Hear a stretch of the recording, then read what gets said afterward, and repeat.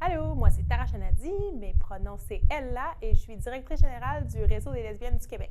Notre rapport de recherche consiste en essayer de recenser de façon non exhaustive les enjeux sociodémographiques et les barrières systémiques auxquelles font face les femmes et les personnes lesbo-queer à travers le Québec.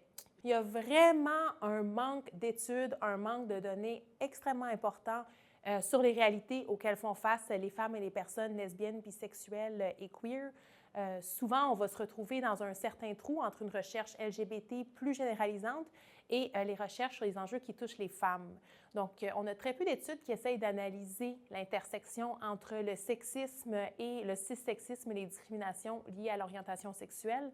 Donc, on voulait vraiment essayer de comprendre la complexité de l'interaction de ces trois systèmes d'oppression. On a lancé un sondage qu'on a fait circuler pendant quelques mois à la fin 2022 et moins 2023 à travers le Québec. Donc, on a réussi à rejoindre 1108 répondantes à travers les 17 régions administratives du Québec. On a recensé des témoignages des discriminations vécues dans différentes sphères. Donc, on a été creuser les sphères médicales, les sphères du travail, au niveau de la visibilité culturelle, de la sphère culturelle. On a reçu plus de 300 témoignages sur les discriminations vécues dans le système médical.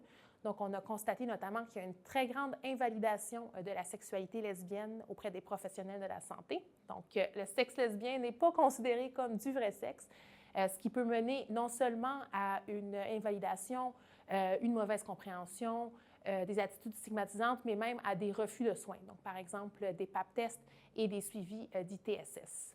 On a aussi beaucoup de personnes, plus de 600 personnes ont témoigné sur l'invisibilité lesbienne dans la sphère culturelle. Donc, on décrit beaucoup un manque criant de représentation lesbienne, bisexuelle et queer dans les médias québécois.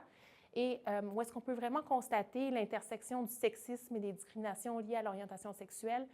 C'est avec la quantité de commentaires haineux que les gens remarquent qui sont reçus à l'endroit des personnalités publiques.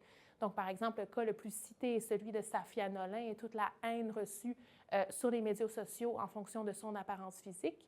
Donc, plusieurs des personnes constatent que pour pouvoir être visible en tant que femme ou personne lesbo-queer, il faut, entre parenthèses, au moins correspondre à des normes conventionnelles. Si on diverge de trop de normes, donc par exemple à la fois les normes de genre, des normes de standards de beauté féminines, on est à risque de recevoir davantage de haine, davantage de harcèlement.